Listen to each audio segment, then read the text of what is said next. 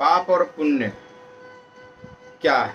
जो मनुष्य ईश्वर और किसी धर्म शास्त्र पर विश्वास नहीं करता, वह शास्त्रीय विधि निषेध को तो पुण्य पाप मानता ही नहीं। फिर उसके लिए पाप पुण्य की व्यवस्था किस प्रकार हो सकती है?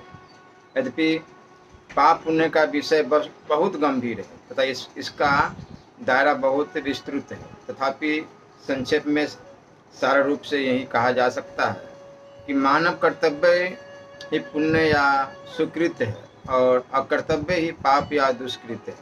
पुण्य पाप अथवा कर्तव्य अकर्तव्य के नियमों में शास्त्र धर्म ग्रंथ ही प्रमाण है। इसलिए भगवान श्री कृष्ण ने अर्जुन से कहा है कि तेरे लिए इस कर्तव्य और अकर्तव्य की व्यवस्था में शास्त्रीय प्रमाण है। ऐसा जानकर तुझे शास्त्र विधि से नियत किए हुए कर्म ही करनी चाहिए।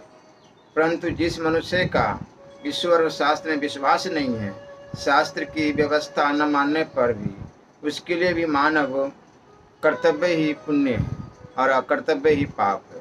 अब यह प्रश्न आता है कि शास्त्र को न मानने वाला मनुष्य कर्तव्य और अकर्तव्य का निर्णय किस प्रकार करे? इसका उत्तर यह है कि उसे प्राचीन और वर्तमान महापुरुषों के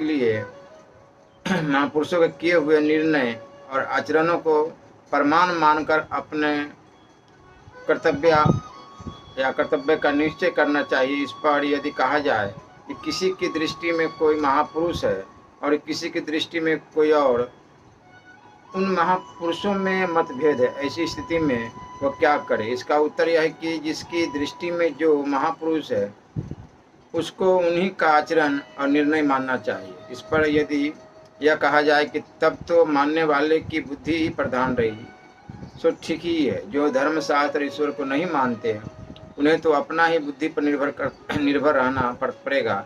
अपनी बुद्धि के निर्णय में भूल हो सकती है, इसलिए महापुरुषों ने शास्त्र प्रमाण मानने के लिए कहा है। शास्त्र को प्रमाण न मानने वाले को किसी महापुरुष के वचन प्रमाण रूप मानने पड़ेंगे, और यदि किसी महापुरुष पर भी विश्वास न हो तो उन्हें अपनी बुद्धि का ही आश्रय ग्रहण करना पड़ेगा। आगे का प्रसंग है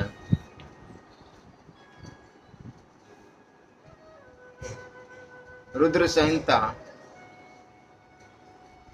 शिव महापुराण।